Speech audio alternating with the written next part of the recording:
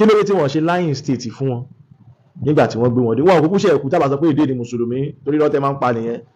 Abacha náà mùsùlùmí ni, Abiola mùsùlùmí ni, gbogbo wọn wá pátá, a lot of them they are Muslim. Wọ́n dẹ̀ ṣe lying state fún wọn. Ìgbà tí Fẹlá kú, Fẹlá gan tí ò tiẹ̀ jẹ́ pẹ́sidẹ́ǹtì, tó yẹ kí president of talking truth làwọn, wọ́n ṣe lying state fún wọn. Gbogbo àwọn pátá la rí dead body gbogbo àwọn tó ti kú ní leader Nàìjíríà. Báwo wá ni ti Buhari ṣe wá yàtọ̀? A rí ti Yar'Adua. Kidnapper wà everywhere, wọ́n sì ń pa àwọn èèyàn bí ẹran. Fúlàní sì ń bọ́ ọmọ kékeré sùn báyìí, ẹ̀jẹ̀ sì ń jáde lẹ́bẹ̀, wọ́n ń bọ́ ọmọ yẹn sùn, wọ́n sì ń gun pa. Ó ṣẹlẹ̀ ní gbọ̀ngàn Ìbàràpá lóríṣiríṣi. Ẹ sì dẹ́mi, ẹ wá wálé ẹni tó sọ pé kọ́ má pààyàn mọ́, ẹ̀dẹ̀ dẹ́mi èèyàn méjì légbodò nínú ilé ẹ̀. Kí gbogbo ẹ̀yin olólùfẹ́ àpàdà sórí ìkànnì Yorùbá Space TV níbi tá a ti máa ń mọ àwọn ètò àti ìròyìn wá fún yín lónà ọ̀jọ̀ kan gbogbo tó ń ṣẹlẹ̀ káàkiri Nàìjíríà pàápàá nílẹ̀ Yorùbá tiwa. Ẹ wo tó bá jẹ́ ìgbà àkọ́kọ́ tí yín rè lórí ìkànnì yìí, ẹ bá wa subscribe, ẹ sì má gbàgbé láti tẹ bọ́tìn kékeré tó dàbí àgbo yẹn tí yóò máa ta yín lóko nínú ìgbà tá a bá ti mú fídíò tuntun wá síta. Ẹ wo èyí tá a tún fún wa fún yín lónìí àrà ọ̀tọ̀ ni. Ó yá ẹ wá lọ wo bó ṣe ń lọ, ẹnì ìṣó níbẹ̀. Wọ́n declare public holiday lẹ́ni torí chairman àwọn kidnapper, president àwọn kidnapper, torí president àwọn Fúlàní.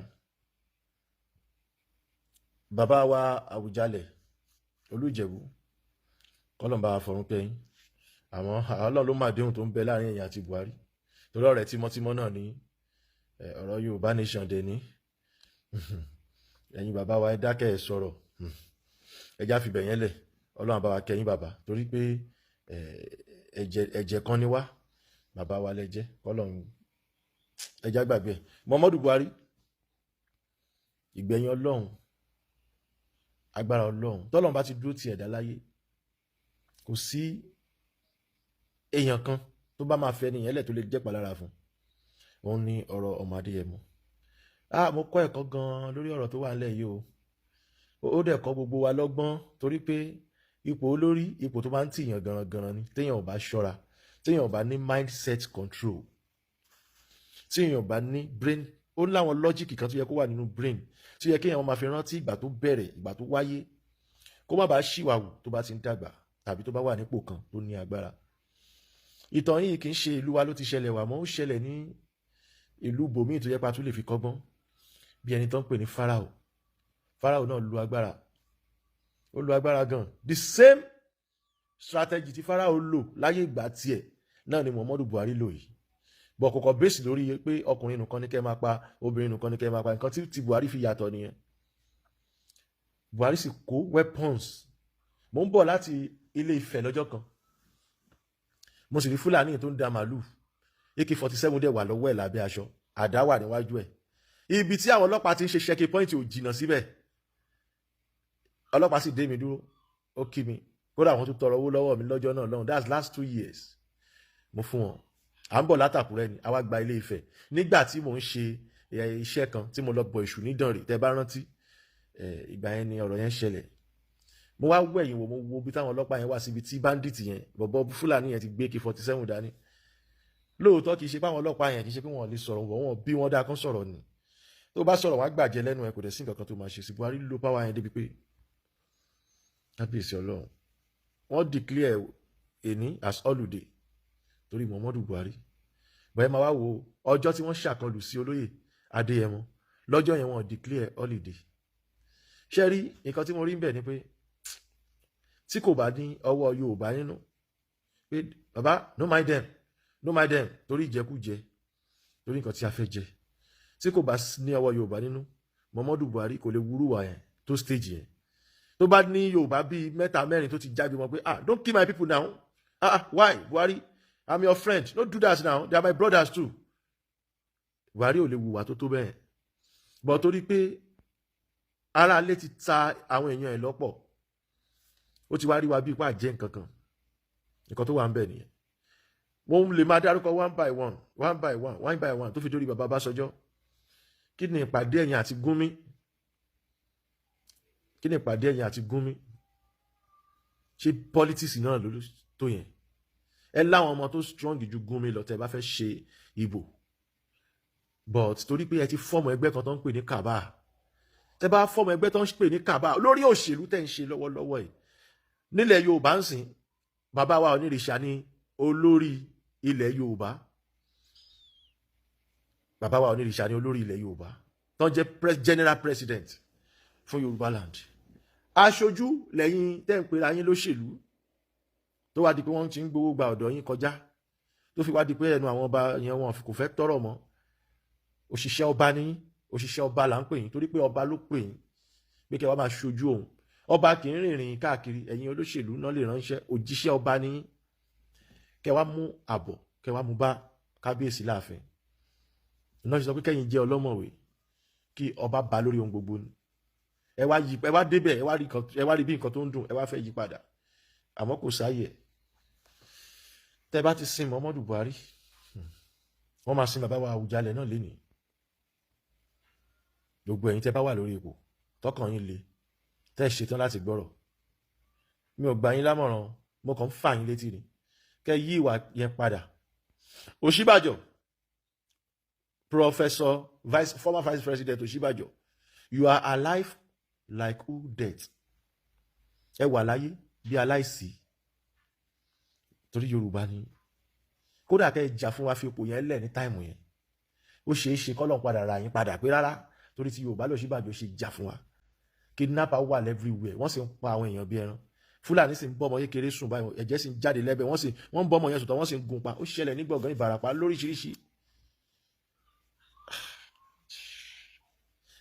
ẹ sì dẹ́mi ẹ wá wálé ẹni tó sọ pé kọ́ má pààyàn mọ́ ẹ̀dẹ̀ dẹ́mi èèyàn méjì légbodò nínú ilé ẹ̀ mo wá rí kí ló jẹ́ kí n ṣe prógrámù yìí ni pé Buhari wá ní kíyàwó òun lọ tọrọ ìdáríjì lọ́wọ́ Nigerians kóun tó kú so òun náà ti mọ̀ níra ó mọ̀ níra kó tó kú ó dààmú kú ni gbogbo wùwàwùwà ipò ló wà agbára ló ní ẹjá ṣe pẹ̀lẹ́pẹ̀lẹ́ o ẹjá ṣe pẹ̀lẹ́pẹ̀lẹ́ torí pé àwa kọ́ la ní ẹ̀mí tó ń ṣiṣẹ́ lára wa Ọlọ́run ló ní àwa kọ́ la ní ẹ̀mí tó ń ṣiṣẹ́ lára wa Ọlọ́run ló ní lóòótọ́ àwọn ọgbọ́n kankan wà ọgbọ́n káyé má pa mí bọ̀ kò sí ọgbọ́n kọ́lọ́run má pa mí o ọgbọ́n káyé má pa mí wà tẹ́mi èèyàn fi ń gùn dáadáa ó wà confam bọ̀ kò sí ọgbọ́n kọ́lọ́run má pa mí mo rò pa yé yín dáadáa èèyàn lọ́gbọ́n ṣẹ́ wa ń bí kò ní bàjẹ́ fún yín káyé má pa mí ló wà kò sí kọ́lọ́run má pa mí o ṣẹ́rí Elédùà yìí òun ló mọ bó ṣe mọ wá ó mọ̀ wá ó ń sìn wá àwa ò lè sin Ọlọ́run ló ń sìn wá nígbà táwa náà ń sin ẹdìyẹ ní tó yẹ pé 10 times lálẹ́ pàjẹ́ bẹ́ẹ̀ ni so gbogbo ẹ̀yin olóṣèlú tẹ́ ń pera yín ní wọn Nàìjíríà tẹ́ wá rò pé ẹ̀ ń fi epo crude oil ẹ̀ ń fi Dangote ẹ̀ fi ní àwọn aráàlú lára gbogbo nǹkan wá wọ́n gógó kò sí nǹkan tí ò wọ́n àánú abiyamọ a sì máa ṣe mí gbà mí tí máa fẹ́ tajà fún yàn ó raṣẹ́ mẹ́ta tí mo yẹ owó ẹ̀ ti ń lọ millions bẹ́ẹ̀ làánú mi náà ń ṣe àwọn kan tí n bá fẹ́ rajà Ọlọ́run lágbájá yìí yóò sì tọ́ka fún ní nǹkan àmọ́ ojú ọjà gan èrèdà débi bá wà fún lágbájá ní nǹkan kọ́ lọ́n ṣàánú wa kò sẹ́ni tó ń bòyàn ní nǹkan mọ́ báyìí àfọ Ọlọ́run ọba Elédùà ló lè bùá ní nǹkan níbi tẹ́ sọ lúlédé ẹ dẹ̀ ṣe bí ẹni tí ò gbọ́ ẹ sì ṣe bí ẹni tí ò fẹ́ gbà ẹ wá ń lùlù bámúbámú lẹ yó bọ́ gbogbo ẹ̀yin tẹ́ ń wà ìparapata lẹ láìsàn lára lẹ́ ń tọ́jú ẹ̀ nílùú òyìnbó ìbẹ̀rù Ọlọ́run lára àìsàn yẹn kò tí ì spíkì nínú ayé yín pé ó yẹ kẹ́ ẹ jáwọ́ nínú ìwà ìbàjẹ́ mi ní dárúkọ ẹnìkankan nínú yín gbogbo yín lẹ́mọ̀ pé láìsàn lára mi ní tọrọ kú fún yín àmọ́ ìwà ọwọ́ yín lọ́lọ́run fi san yín lẹ́san gbogbo ẹ̀yin olóṣèlú tẹ́ ń darí ìlú ìnàmọ̀nàmọ́ baálé ilé ò jẹ́ baálé ilé mọ́ ẹ̀gbọ́n ò jẹ́ ẹ̀gbọ́n lórí àbúrò mọ́ oníkálukú wọ́n sá kìjokìjo ẹ wá ń dayé láàmú torí pé ẹni ẹ fẹ́ ṣojú wa ẹ wá ń ṣojú wa tipátipá tí ò tẹ́ wa lọ́rùn Ọlọ́run á dá o Ọlọ́run á dá Muhammadu Buhari èmi ò wíṣẹ́ wẹ́ẹ̀lì o torí mi mọ bọ́ ṣe ń pretend mi ò wíṣẹ́ wẹ́ẹ̀lì lọ́rùn so mo tọrọ fún ẹ gẹ́gẹ́ bí ìwà ẹ Ọlọ́run fi san ẹ lẹ́san àtàwọn ẹbí ẹ àtàwọn àrọ́mọdọ́mọ ẹ so happy holiday ẹ̀yin tèmi opportunity ni ẹ̀ ní jẹ́ fún yín láti sinmi kí àti ẹ̀bọ̀n ládùúgbò wa pé èèyàn kan kú kí ló kàn wá pẹ̀lú Buhari kan bá àwọn Fúlàní wọ́n ń bẹ nínú ìbànújẹ́ wọ́n ti gbà wípé ikú tán fi parí Yar'Adua yóò padà pa wọ́n kọ́lọ́n bá wa kẹ́ Yar'Adua lọ́rùn Fúlàní ni àmọ́ kọ́lọ́n bá wa kẹ́ Yar'Adua lọ́rùn Yar'Adua it is one of best human being best president torí pé kò fẹ́ ṣe tribalism wọ́n yanjú ẹ̀ kúrò lọ́nà òṣèlú lẹ́ ń ṣe yẹn àsìkò ọlọ́run tó fún yín 2025 yìí ọdún ẹ̀san ni. Everything about Nigeria is fake. Everything about Nigeria is fake. Mo tún sọ lẹ́ẹ̀kan sí pé everything about Nigeria is fake. Ẹni kí ni mo fẹ́ sọ, kí ni mo mú wá? Ẹ jẹ́ ká béèrè lọ́wọ́ àwọn tí Shettima wípé kí ló dé tí wọ́n ṣí òkú Muhammadu Buhari fún everybody. As a Nigeria president, former Nigeria president, kí ló dé tí wọ́n ṣe lying state fún wọn nígbà tí wọ́n gbé wọn dé? Wọ́n kúkú ṣe ẹ̀kú tábà sọ pé èdè ni mùsùlùmí torí lọ́tẹ̀ máa ń pa nìyẹn. Abacha náà mùsùlùmí ni, Abiola mùsùlùmí ni, gbogbo wọn wá pátá, a lot of them they are Muslim. Wọ́n dẹ̀ ṣe lying state fún wọn. Ìgbà tí Fẹlá kú, Fẹlá gan tí ò tiẹ̀ jẹ́ pẹ́sidẹ́ǹtì, tí ó jẹ́ president of talking truth làwọn, wọ́n ṣe lying state fún wọn. Gbogbo àwọn pátá la rí dead body gbogbo àwọn tó ti kú ní leader Nigeria. Báwo wá ni ti Buhari ṣe wá yàtọ̀? A rí ti Yar'Adua. Ẹ̀yin èèyàn mi, ṣe rí ó ti pẹ́ tí Muhammadu Buhari ti kú. Ibi tó ẹ̀ ń bá àwọn ẹ̀ sí náà ẹ̀ṣẹ̀ ti lọ gbé. Òun gangan náà wá sin, Muhammadu Buhari gangan náà wá sin. We all know. But ojú yẹn ti bàjẹ́, ojú yẹn ti kúrò ní ojú òkú tó ṣẹ̀ṣẹ̀ kú fresh. Òun ni wọ́n ṣe jẹ́ ká rí anything about gbogbo ẹ̀ dídí pa ni. Exactly bọ́yẹ̀ sin òkú Olúṣẹ́gun Àgàgù, former governor Ondo State. Ẹ mọ̀ pé ìgbà tí plane wọn crash nígbà tó ń gbé òkú wọn bọ̀, it's like one pieces. Tó bá sọ pé wọ́n rí òkú Àgàgù sí di ọ̀la, wọ́n ń tanra wọn ni. Òpó sí lásán náà gbé wọ ìwò. Àwa mọ bí láyẹn ṣe lọ́bọ̀, àwa ò ní láti sọ too much lórí ẹ̀. Kò káyé. Kí ló dé tí wọ́n ṣe lying state fún? Kí ló dé tí wọ́n ṣe last respect fún odidi former president? Kí ló dé tí ẹ kọ́kọ́ gbé sínú glass bẹ́ẹ̀ ṣe máa ń gbé àwọn tó kù sí kó tó di pé ẹ gbé wọn sínú casket? Kí ló dé tí ẹ open casket ká rí nǹkan tó wà nínú ibẹ̀ yẹn? Wọ́n ti mọ̀ yín pé strategy next election kò ní lè work with campaign pẹ̀lú Buhari, ó máa cast àṣírí máa tú. Tẹ́ bá di last election tó lọ yìí náà, Buhari náà ò bá wọn participate torí pé ẹni tó fi ṣe Buhari yẹn kò lè sọ̀rọ̀ direct, kò lè speak with bold pẹ̀lú Buhari tí a ti mọ̀ tẹ́lẹ̀ rí. Now ẹ wá wo nǹkan tí àwọn Fúlàní tí wọ́n kọ lórí Tinubu. Wọ́n ti fẹ́ ṣe Yorùbá bí wọ́n ṣe ń ṣe.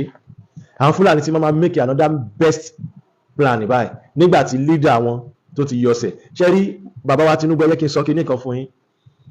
Ṣé rí ewúrẹ́ kìnìún tó ń tẹ̀lé ewúrẹ́ ọ̀nà àti pàjẹ́ ló ń wá. Wọn kì í ṣọ̀nà àti ṣe yín lóore.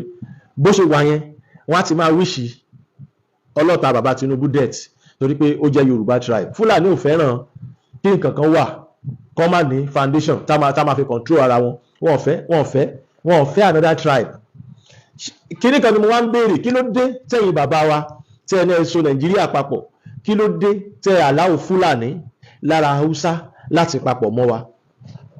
Kí ló dé tẹ́ àláwọ̀ Fúlàní láti papọ̀? Fulani is not a part of this country. Fulani, they are foreigners. They are from Niger. Their life career different with Hausa people, but they associate themselves with Islamic strategy pẹ̀lú àwọn Hausa. Ibi tó ti wọlé nìyẹn. Kójú àwọn Hausa tó là, wọ́n ti fẹ́ kú tán. Wọ́n dẹ̀ ti fi ṣẹ̀ríà, wọ́n ti fi gé wọn lápá, gé wọn lẹ́sẹ̀, sọ wọ́n darọ, sọ wọ́n doníbàrà, fọ́ wọn lójú, wọ́n ti bayé wọn jẹ́ tán. Kójú wọn tó dà, because they think they believe in their Allah. Ìyẹn kan tó kó bá wọn nìyẹn. Now, ẹ̀yin bàbá wa, kọ́lọ́mbà fọ̀rún kẹ́ bàbá wa Àwùjalẹ̀. Kí ló dé tẹ́ ẹ̀ ṣí ojú bàbá fún wa? Ẹ̀yin fámìlì bàbá wa Àwùjalẹ̀, Mùsùlùmí kọ́ ló ń jọba nílẹ̀ Yorùbá o. Gbogbo ẹ̀yin ọba tó kù, ẹ̀ẹ́kọ̀ fi títí yín, ẹ̀ẹ́kọ̀ fi kó bàtà àwọn ẹbí yín. Now, tẹ́ ẹ bá sọ pé ẹgbẹ́ ẹ̀sìn wá sórí àpèrè ilẹ̀ Yorùbá, kò sí nǹkan tó kan ẹ̀sìn pẹ̀lú ọ̀rọ̀ adé ilẹ̀ Yorùbá. Wọ́n borí tó ń ṣe ìfàǹfà tẹ́ni wọ́n lé oníṣẹ̀ṣe, wọ́n lé kìíní kan, àwọn Mùsùlùmí ló sin òkú Mùsùlùmí l'Àwùjalẹ̀ torí pé ó ń jẹ́ Síkírù. Ṣé rí sẹ́ẹ̀ bá jẹ́ kí wọ́n ṣe nǹkan tó yẹ kán ṣe kán tó dé adé fẹ́ lòmíì, ẹ̀ẹ́kọ̀ kó bá fámìlì bàbá wa Àwùjalẹ̀. gbogbo bẹ́ẹ̀ mọ̀ pé wọ́n dákẹ́ àgbà tó lómi nínú kì í pariwo ní ẹ̀yin muslim ẹ̀yin ti bẹ̀rẹ̀ ẹ̀ ti ṣe fọ́tọ́fọ́tọ́ òkú mùsùlùmí ni àbí ojú yín ẹ̀ ní síbẹ̀ mọ́ nígbà tí wàhálà yẹn bá dé torí ẹ̀ ní láyè ẹlòmíì tó máa fi jọba ó lè má dìdìrìn ó lè má stupid débi kó máa wá gbà yín láyè ẹ wò ó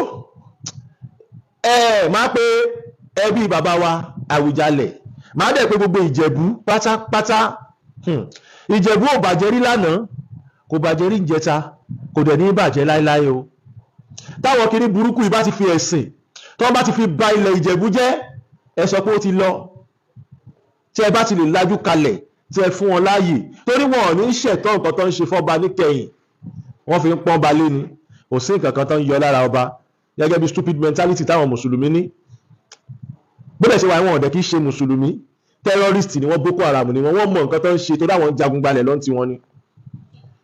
ẹlẹ́ẹ̀kejì báwo lẹ ṣe máa fún àwọn mùsùlùmí láàyè mímọ̀ bóyá àfin nìyẹn bóyá abúlé bàbá wa Àwùjalẹ̀ ní mímọ̀ torí mi ò bá yẹn mi ìbá yín débẹ̀ ẹ wà fún wọn láàyè débi pé mo ti ẹ̀rí tán kírun sí bàbá lára bàbá ò sí níwájú wọn kò sókùn níwájú yẹn ń kírun ìbá tiẹ̀ wà níwájú yín ìbá tiẹ̀ mọ́ wá tẹ àníkàn wá kírun bóyá bàbá ń kírun nígbà tán wà láyé bàbá sì rèé wọ́n ti associate ara wọn mọ́ yín náà tẹ́lẹ̀ tó rọ̀rẹ̀ Buhari ni wọ́n ó tiẹ̀ wá dùn mí pé àwọn words tó yẹ kí n gbọ́ lẹ́nu bàbá ká máa fi sàárò wọn lénìí bàbá ò sọ̀rọ̀ nǹkan ẹ̀yọ̀ kan tó kọ̀ dùn mí nìyẹn àmọ́ síbẹ̀síbẹ̀ bàbá ẹni ni bàbá ẹni bàbá ò sọ̀rọ̀ Yorùbá dẹ̀ dojúkọ ìṣòro tí wọ́n dẹ̀ ní agbára láti sọ fún Buhari pé dẹ́kun kínní ọ̀rẹ́ mi ipò téèyàn bá wà tí ò wá lò ó fáwọn tó yẹ kó lò ó fún bí ìgbà tó nítọ̀hún ò sí nípò nìyẹn àmọ́ wọ́n ti lọ sìn ó ku àwọn òkọ̀ lọ́hùn àmọ́ ẹ̀yin ẹbí bàbá wa Àwùjalẹ̀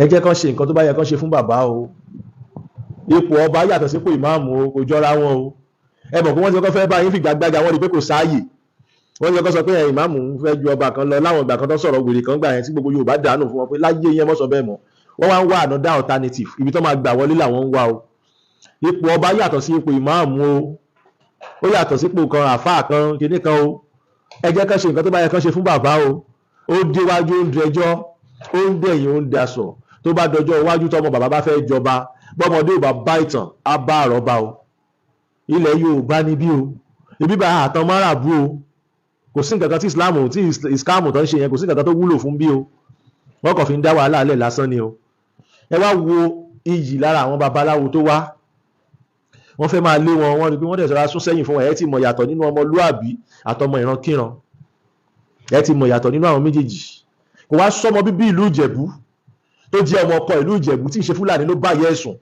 tá a máa sọ pé kán má ṣe ojúṣe tó yẹ kí wọ́n ṣe fún ọba ẹ ti gba wèrè mọ́ àlejò àmọ́ ọ̀rọ̀ ìníkọ́ gbọ́n mo mọ̀ ṣe fídíò yìí láti lè rìmẹ́mbà yín pé ṣé mi ìsọ fún yín á tún sì rán yín létí pé ṣé àsọ lọ́jọ́ náà lọ́hùn ẹ jẹ́ kí àwọn afọbajẹ àtàwọn tó kù tó jẹ́ babaláwo ọba ẹ jẹ́ kán ṣe nǹkan tó yẹ kán ṣe fọ́ba o ẹ̀yin ẹbí bàbá wa Àwùjalẹ̀ mo wá láti pariwo yìí fún yín o ẹ mọ̀ pé àwọn tó kù ò sọ̀rọ̀ nílùú Ìjẹ̀bú àwọn aláàlú Ìjẹ̀bú gan ò sọ̀rọ̀ wọ́n dákẹ́ torí pé àgbà tó lómi nínú kì í pariwo ni o ẹ wá wo iṣẹ́ àrà Ọlọ́run ẹ wo ibi tán sin Buhari sí ẹgbẹ́ fẹ́ǹsì káì àṣẹ kò sí nǹkan kan nílé ayé ẹgbẹ́ fẹ́ǹsì náà sin Buhari sí ẹgbẹ́ fẹ́ǹsì ilé ẹ̀ kò lè wọnú ilé wọn tiẹ̀ sí sínú yàrá alágbára títóbi rẹ Ọlọ́run ọba a máa gbé ìṣùbà fún ẹni lójoojúmọ́ ayé ó sọ ẹni táyé pọ́nlé tọ́rọ̀ pé èèyàn gidi ó sọ dẹni yẹpẹrẹ ìta náà máa sin Buhari sí níbi tó jò ó ti máa pa tí ò ti ní lè sọ̀rọ̀